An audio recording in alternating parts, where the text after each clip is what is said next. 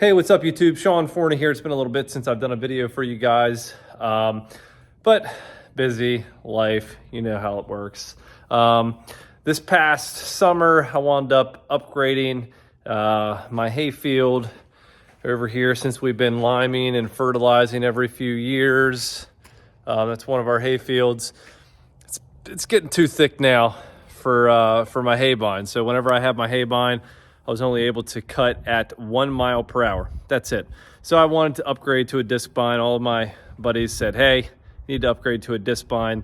There's no speed limit as long as you can keep your butt on the seat. So, but the problem was my tractor was only a 60 horsepower tractor. Called around, they said, nah, you need at least 80 to run a disc bind. Maybe 100, that's probably a little high, but 80 to run a disc bind. So that being said, I got a new tractor and I bought a disc bind. And I buy all my equipment from, all my Kubota stuff from Messick's up in, they have a bunch of locations scattered throughout Pennsylvania, but they are by far the best deal on a Kubota. My skid steer, RTV, whatever, Messick's in Pennsylvania is the best deal that you can find. Their service is amazing. They drop it right off to your house. You don't even have, I've never even been there, and I've bought tractor, skid steer, ordered another skid steer, and my disc bind from them. They just drop it off at your house, sign everything electronically. It's great. So I bought a Kubota M5-111. This is going to be just a short video. We are in middle of December right now, so not much farming going on. Just had my tractor out because I had to cut a tree down. Ice storm blew down a tree on some of our high tensils, so I had to get that taken care of. So quick little video on my initial thoughts. It has about 55 or so hours on it now, so stay tuned. All right, everybody, here she is, Kubota M5-111 LA 1854 loader. Phenomenal tractor. I believe Kubota advertises at 105 horsepower. They advertise, I think, the PTO around 89, but tractordata.com is around 97 at the PTO.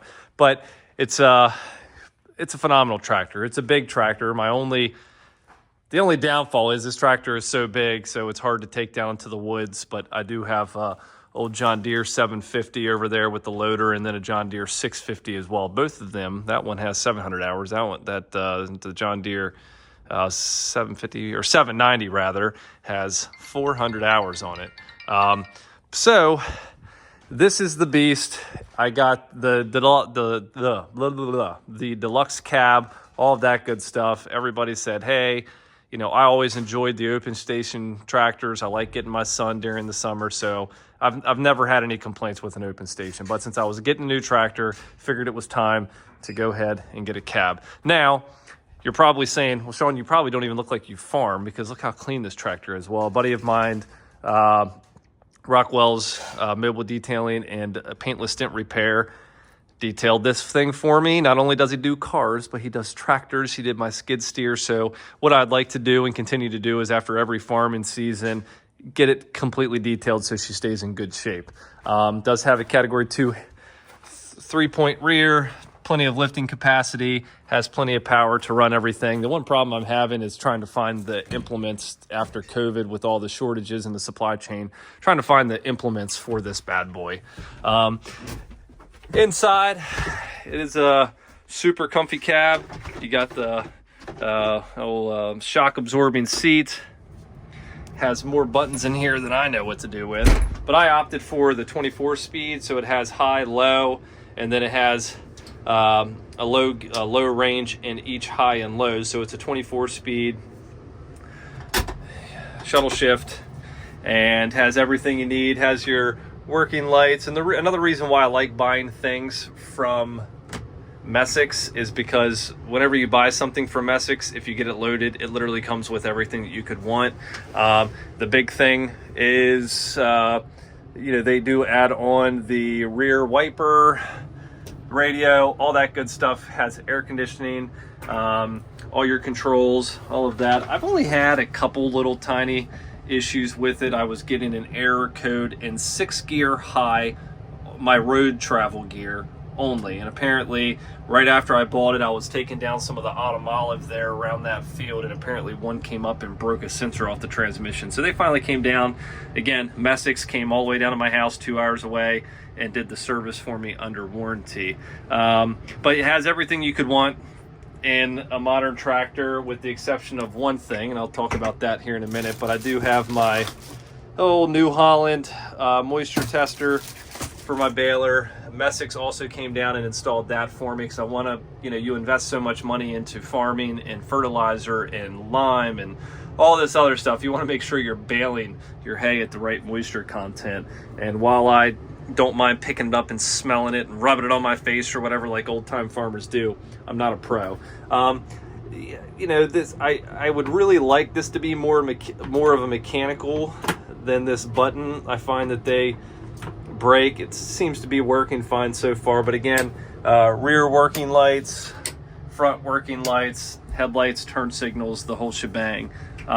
So this is just, I also did get the second function installed on my front end loader in case I wanted to operate some of my skid steer attachments with it. So that was an option that I got. It was a couple, or maybe $400 or $500, and Messick's installed that for me.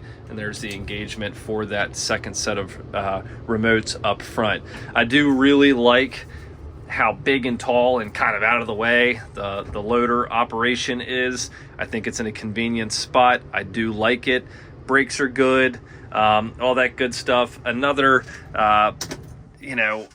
plus for Messick's is they automatically fill the tires on any big farm tractor like this. Now again, some of you farmers would say, hey Sean, it's an M5-111, it's not really that big, but it's big to me. It's the biggest tractor I'll need for the rest of my life. It'll last me. It does also have a little toolkit right here, so you can keep your stuff that you use, shear bolts, things like that for your implements. My only real complaint, and I parked this thing so far back here, I can't get back here, but if you buy a John Deere or a Massey or some of the other brands in this size tractor, for an agricultural tractor, you will have controls for your 3-point somewhere back here. Now, assuming is bad, but I made an assumption that this tractor would come with that, because it's a really nice convenience factor whenever you're putting on a brush hog, or you're putting on your tiller, or whatever you're doing in the rear, your snowblower, whatever, it doesn't matter, to be able to adjust your 3-point in the back without having to jump up, get in there. Now, luckily, I'm still pretty nimble. I'm only 36, so I just pop this back window open, I jump up in there and lower it from the back. But come on, Kubota. I mean, it's 2022. Everybody else offers it, and at least offer it as an option. Kubota doesn't even do that, because I said, okay, well, just come out and install one for me after the fact. They said, Sean, that doesn't even come on the M5-111. So, Kubota, if you watch this video, if you want to make one small minor improvement to the M5-111, add an option for some controls back here for your 3-point, please. That would save a lot of people some hassle. The only option was ag tires, so obviously you need to make a little bit of a mess. But all in all, the loader is absolutely massive. I think it has right around 7,000 pounds in lift capacity. It is a 4-wheel drive tractor. The engagement for 4-wheel drive is a simple push of a button. Again, modern tractors, you get a lot of buttons. I'd probably prefer something a little bit more mechanical to engage. But all in all, I've been farming with the tractor for 55 or whatever hours. I made one cut of hay with it. I was in a rush, so I didn't make any videos, but I'm super excited to see overall how this tractor farms. I've done some disking with it in a pasture that we opened up, and some seeding with it. So all in all, I'm really happy with the tractor. I'm happy with the size. Again, the only downfall with a tractor this big is if you have like an old logging rotor somewhere on your farm, it's a big, monstrous tractor. Now, if you have some backup tractors, sure, it makes it a little bit more convenient, whatever. But it's also a little bit too big to get into the barn. I mean, it gets in there, but it's not easily maneuverable in the barn. So that's why we got the 790, because it's easy to get in there. You can scoop the poop and all that good stuff. So all in all, super excited that I got this tractor. I got the disc spine. I'll do a video on my disc spine. I don't know why it's sitting awkward. I shut off the valves and it still leaked down, but this is a DMC 8028R. So this thing cuts like a beast. I cut one cut with it. I didn't get a second cut this year. We didn't get enough rain to get a second cut. It was close, but not close enough. So all in all, thank you everybody for watching my video. Make sure you like and subscribe.